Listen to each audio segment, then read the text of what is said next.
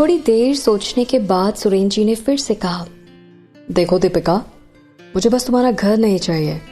तुम शायद मेरी बात ठीक से समझ नहीं रही हो, इसलिए मैं तुमसे दोबारा कह रहा हूँ। मेरा बेटा अभी ठीक हो रहा है, इसलिए मैं ये चाहता हूँ कि जब तक वो पूरी तरह से ठीक ना हो जाए तुम उसके साथ रहो। इसका मतलब ये है कि तुम्हें उसके साथ पूरे समय रहना है और तुम उसका पर्सनली ख्याल रखोगी। ये सुनकर दीपिका चौंक गई और बस इतना कहा उसने। क्या? सुनकर उन्होंने दूसरी तरफ से कहा, क्या हुआ, तुम्हारा मन नहीं है क्या? अगर ऐसी बात है तो मैं तुम्हारे साथ जबरदस्ती नहीं करूंगा, मैं उसके लिए किसी और घर का इंतजाम कर लूंगा। मैं तो बस इतना चाहता था कि उसके साथ कोई रहे जिस पर मैं भरोसा करता हूँ। मैं तुम्हारी फीलिंग्स को बहुत अच्छी तरह समझता हूँ कि कोई भी एक अजनबी इंसान को अचानक अपने घर के अंदर ऐसे नहीं बुला सकता। और वो बीच बीच में दीपिका को एहसान चुकाने की बात भी बार बार याद दिला रहे थे ताकि वो कैसे भी करके मान जाए। दीपिका थोड़ी देर तक आंखें बंद करके सोचने लगी। किसी अनजान आदमी को अचानक अपने घर में नहीं बुलाना चाहती थी। थोड़ी देर बाद उसने कहा, मिस्टर मित्तल, आप प्लीज़ मुझे 1 घंटे का टाइम दीजिए, मैं आपको सोच समझ के कॉल करती हूँ। Is it fine? तभी सुरेंद्र जी ने कहा, कोई बात नहीं, तुम आराम से इसके बारे में सोच लो और मुझे कल सुबह बता देना। और हाँ, इस बात का ख्याल रखना कि ये बात बस मेरे और तुम्हारे बीच रहनी चाहिए। फोन रखते ही उन्होंने एक सिगरेट जला ली और मन ही मन कहा, तुम चाहे जितना भी समय ले लो, फिर सब कुछ मेरे प्लान के हिसाब से ही होगा। अब तुम मेरे चंगुल में फंस चुकी हो। ये सोचते सोचते वो मुस्कुराने लगे। उनकी पत्नी सुषमा मित्तल दरवाजे के पास खड़ी होकर सब कुछ सुन रही थी और अपने पति के एक्सप्रेशंस को भी देखकर उन्होंने मुंह बना लिया। थोड़ी देर तक वहीं खड़ी होकर सोचती रही, पर उन्होंने सुरेंद्र से कुछ नहीं कहा और चुपचाप वहां से वापस चली गई। इधर दूसरी तरफ दीपिका की नींद पूरी तरह से गायब हो गई थी। वो थोड़ी देर के लिए बालकनी में टहलने के लिए चली गई। थोड़ी देर बाद उसने अपने लिए चाय बनाई और वापस आकर वहीं एक कुर्सी पर बैठ गई और फिर सोचने लगी। काफी देर तक दिमाग दौड़ाने के बाद उसे समझ में नहीं आया कि आखिर क्यों मिस्टर मित्तल अपने बेटे को उसके घर में भेजना चाहते हैं। वो तो दुनिया के सबसे अमीर आदमियों में से एक हैं। वो जहां जाना चाहें अपने बेटे के लिए घर बना सकते हैं, पर मेरे ही पास क्यों? खैर, जो भी हो, वो इसके पीछे छुपे कारण के बारे में नहीं सोचना चाहती थी। उसे तो बस इस बात की चिंता थी कि कोई उसके घर में घुसने की कोशिश कर रहा है। अगर मैं ना कहती हूं तो मेरे और उनके बीच के रिश्ते खराब हो जाएंगे। अगर मैंने हाँ कह दिया तो मेरी जिंदगी नरक बन जाएगी। काफी देर तक वो इस दुविधा में फंसी हुई थी। ये पहली बार होगा जब वो अपनी बेस्ट फ्रेंड नीतू कश्यप के अलावा किसी और को अपने घर में आने देगी। अच्छा, नीतू, आई थिंक मुझे उससे इसके बारे में बात करनी चाहिए। मेरा फोन कहाँ है? अपने चाय का कप बगल में रखकर वो फोन ढूंढने लगती है। तभी उसे याद आता कि मिस्टर मित्तल ने कहा था कि ये बात बस उन दोनों के बीच रहनी चाहिए थी। काफी सालों से एक दोहरी जिंदगी जी रही थी। बहुत ही कम लोग थे जिनको असली दीपिका के बारे में पता था, इसलिए जब तक उसका मिशन पूरा नहीं हो जाता तब तक वो अपने बारे में किसी को नहीं बताना चाहती थी।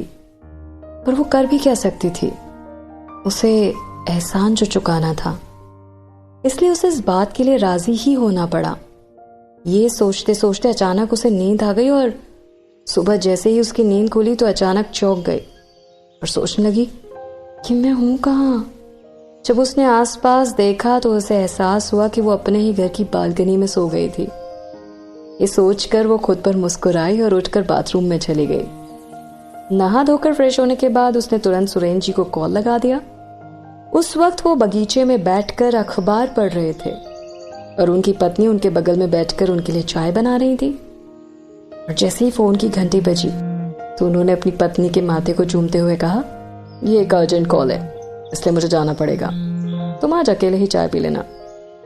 ये कहकर वो अपने स्टडी रूम में फौरन चले गए और दरवाजा बंद करके उन्होंने फोन उठाया और कहा, गुड मॉर्निंग मिस सक्सेना। मुझे लग नहीं रहा था कि तुम इतनी सुबह सुबह मुझे कॉल करोगी। इस पर दीपिका ने जवाब दिया, मिस्टर मित्तल, इसके लिए मैं आपसे माफी चाहती हूँ। क्या हम अभी कुछ डिस्कस कर सकते हैं? ये सुनकर उन्होंने कहा, हाँ बताओ क्या बात है। मैं आपकी बात मानने को तैयार हूं, पर प्लीज मेरी कुछ रिक्वेस्ट है। उन्होंने तुरंत कहा, हाँ बताओ क्या बात है। दीपिका थोड़ी देर तक सोचती रही और फिर उसने जवाब दिया, पहली बात, आप मेरे बारे में किसी को नहीं बताएंगे और ना ही आप इस जगह के बारे में किसी और को कुछ बताएंगे। आप सिर्फ कुछ इम्पोर्टेंट लोगों को इस बारे में बता सकते हैं। और आखिरी बात, कोई भी मेरी पर्सनल लाइफ में इंटरफेयर नहीं करेगा, क्योंकि ये मुझे पसंद नहीं। और मैं आपसे प्रॉमिस करती हूँ कि आपका बेटा जब तक ठीक ना हो जाए तब तक वो मेरे घर रह सकता है और मैं उसका पूरी तरह से ख्याल रखूँगी। वैसे मैं ये सब जानती हूँ कि इस बिज़नेस की दुनिया में आपके बहुत सारे दुश्मन हैं, इसलिए मैं ये पक्का कहूँगी कि आपका बेटा मेरे घर में पूरी तरह से सेफ रहेगा और उसे किसी भी तरीके से कोई प्रॉब्लम नहीं होगी, कोई हानि नहीं होगी। इतना कहकर दीपिका सुरेन जी के जवाब का इंतजार करने लगी। तभी उन्होंने कहा, ठीक है। दीपिका ने चौंक कर कहा, बस ठीक है? इस पर सुरेन जी ने कहा कि हाँ, पर मुझे सारे टर्म्स एंड कंडीशंस एक पेपर पर रिटन चाहिए। मतलब लिखित रूप में मुझे सारी चीजें एक पेपर पे चाहिए। सुनकर दीपिका ने जिज्ञासा से पूछा, अगर हम दोनों में से किसी ने उस कॉन्ट्रैक्ट को तोड़ दिया तो? इस पर उन्होंने जवाब दिया, अगर तुम अपना वादा पूरा करने में कामयाब रही तो तुम्हें अब कोई और एहसान नहीं चुकाना पड़ेगा, पर अगर तुम फेल हो गई तो तुम्हें एक और एहसान चुकाना पड़ेगा।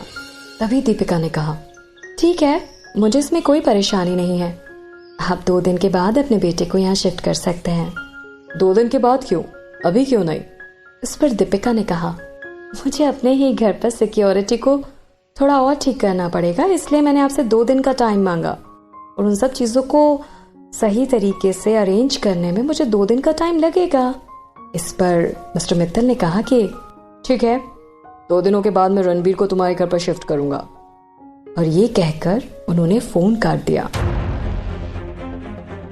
वो दीपिका से और ज्यादा इम्प्रेस हो गए, क्योंकि उसने एक तीर से 2 निशाने लगा दिए थे। एक तो वो उनके बेटे का ख्याल रखने के लिए तैयार थी और वहीं दूसरी तरफ उसने उन्हें अपने कंडीशंस के लिए भी राजी कर लिया था। दिल तड़पता है क्यों, धड़कता है क्यों, ये जाने न मैं न तू, कैसा ये दिल का कनेक्शन है तुझसे हुआ, ये जाने